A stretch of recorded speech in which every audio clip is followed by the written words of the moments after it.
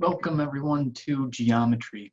Today we want to start taking a look at section 3, which is all about polygons. My plan is to split this up into 2 videos. So we'll start with just a few short definitions and theorems, and then we'll have a proof and split an activity into the next video. Activity, a couple more definitions and a theorem as well. All right, so let's get started. Section 3, again, is polygons. So polygons themselves, since we are looking at relatively basic ideas at this time, not developing everything to its most deepest definitions or the most rigorous definitions, we're going to start off with things that are relatively simple. So a polygon, trying to keep things simple, polygon is a closed figure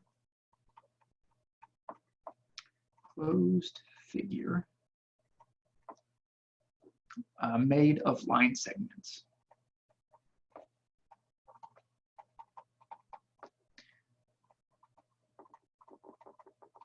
Excellent, that seems straightforward enough, but kind of like the definitions we looked at earlier, maybe not all of these words make sense. So we want to investigate a little bit what it means to be closed, and then again, line segments, we want to emphasize that line segments are straight, okay? Or lines are straight. So each line segment is called a side of the polygon. And a polygon with n sides is generically called an n-gon. So yes, so we could refer to a 3-sided polygon as a 3-gon, for example. So as we just saw, we could have a 3-sided polygon. We could have a, let's say, a 4-sided polygon. That one I think looks pretty familiar, but if we wanted to take a look at a different 4-sided polygon, we could look at that one as well. And then, of course, we could look at something that was 5-sided. So nice house there. And then something a little bit more interesting. You might have this guy here. Let's see.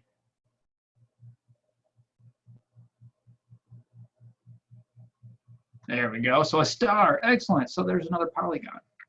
Closed figure. So let's take a look at some non-polygons so we can emphasize what it means to be a closed figure made of line segments. So a couple different things. Let's see here. This guy. There's something wrong with that one. There is something wrong with, let's see if we can get this one. There's something wrong with that one. Well, let's make sure that that looks good there. Close enough. And then there's something wrong with this one as well. Excellent. So what exactly is wrong with each of these? Well, in this case, right here, we see that's open. That is, it's not closed.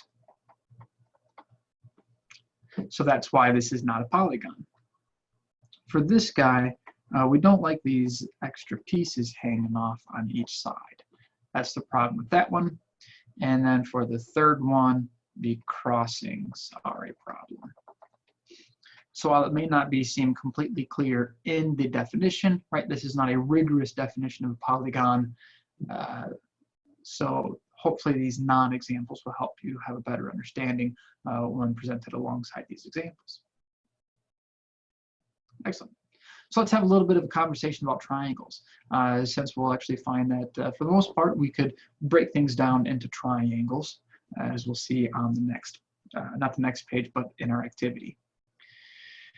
So let's see here. The angle sum for triangles. I think we're all familiar with this one, but given a triangle, so this is the notation for a triangle.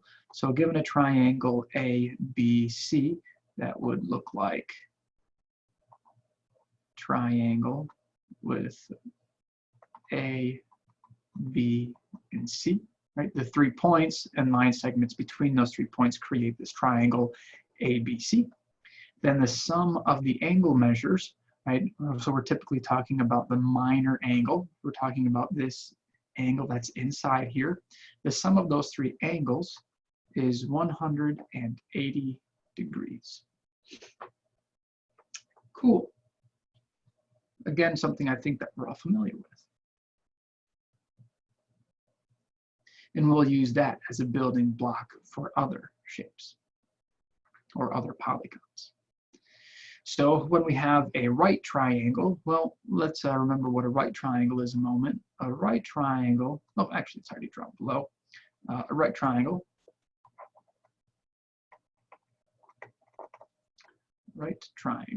is a triangle that has a right angle as one of the angle measures.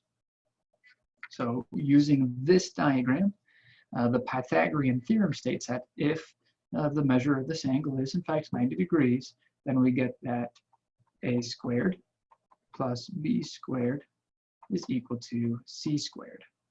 So this side length squared, right? This is a number. A is length. B, this side length. When we square each of those, their sum is equal to c squared. Excellent. That is the Pythagorean theorem that we're familiar with. Now, we can take it a little bit more further, and if we specifically talk about a 30, 60, 90 triangle, so we have C would be 90, A is 30 degrees, and B is 60 degrees. If we have that particular case, then we actually can express C and B in terms of A. So C is equal to 2 times A, and B is equal to A times the square root of 3. Well, so that's kind of interesting. And then if we have a 45, 45, 90 triangle, so this angle is 90 degrees, and then the angle measure at A and the angle measure at B are both 45, then we can again express B and C in terms of A. So C is equal to A times the square root of 2, and B is equal to A. Excellent. So we're going to take, for this property, we're actually going to prove the Pythagorean theorem, and then it's left as an exercise, or it's in the exercises to prove these guys. So this will be our first encounter with proofs in this course, and this proof is going to be more similar to what you've seen in a proofs writing course or a discrete math course, wherever you've seen that. So when we want to prove something, we indicate the beginning of the proof by saying proof. Excellent. So if we want to prove the Pythagorean theorem, we can do this by consider the following square.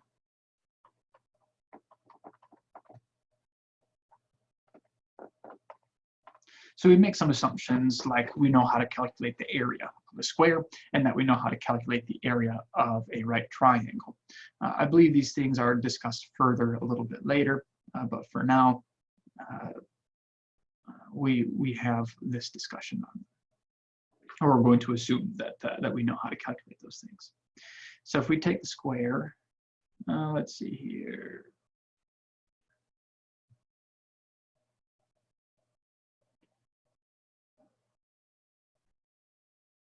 Excellent. So that gives us a square. And then what I'm going to do is I'm going to break this apart into some triangles. So I'm going to start here and go up to about there. Bring it down to here. There. Excellent. So this isn't perfect, but this should be a square. What we have in here should be a square, and then each of these 4 triangles are going to be the exact same triangle. So let's say we have, first of all, a bunch of right angles, because we need these all to be right angles to say that we're talking about a square.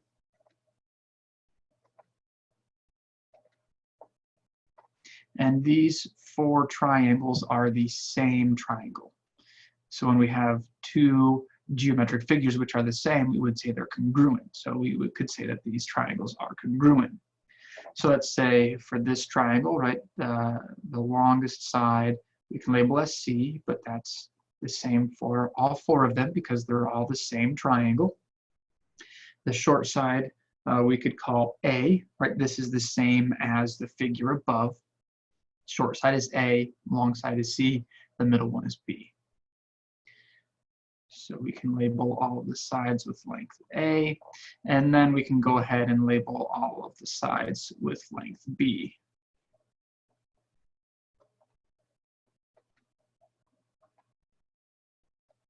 Excellent. So we have a large square, which is made up of 4 triangles, which are the same triangle, and in the middle we have a square. So from this, we can consider the area of the square.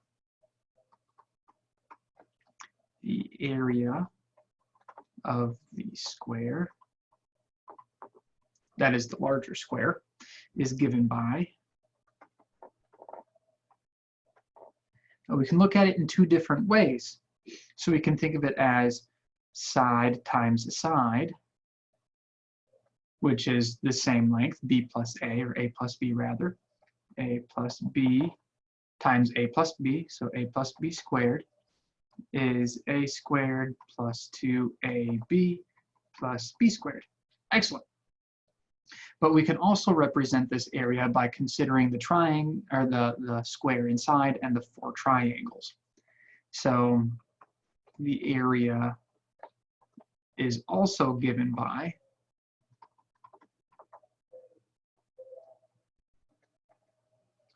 we have the area of the square inside, square with side length C and side length C, so the area is C squared here.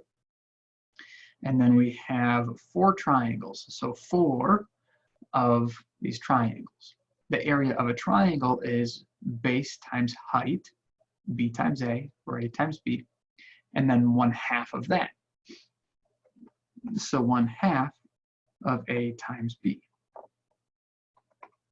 But this is C squared plus 4 times 1/2 is 2. So 2AB. Thus, since these are both representations of the area of the large square, they must be equal to one another.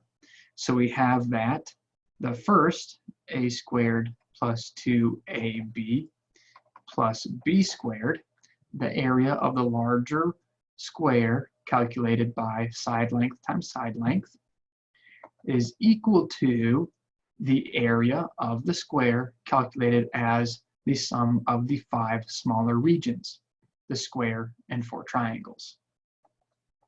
C squared plus 2AB. And of course, I can subtract 2AB from each side of this equation to give me that A squared plus B squared is equal to C squared. And again, this is what we were trying to show. We wanted to prove the Pythagorean theorem. So that's the end of the proof. And we indicate that with a filled in square. You'll notice that the notes here have a square at the end of proofs, which is open. That's fine too. We've been using this to indicate the end of proofs, so I'll continue to use that even through this lecture or through this course. Okay, this has been the standard for the courses that I have been teaching. All right. So that's actually the end of what we want to talk about in this first video. In the next video, what we're going to do is we're going to fill out this diagram. or fill out this table in which we have various polygons. We name the polygons, and we identify the number of sides in the polygon. So these things we're pretty familiar with, right? We can have something with as few as 3 sides, and then 4, 5, 6, and so on, and they have names, right? So a triangle has 3 sides, and it looks like that, right? And there's lots of different triangles, but that's one of them. So this first line is filled out. We'll start the video up with filling in most of the rest of the table. But for now, I hope you guys are having a great day, and I will see you again soon.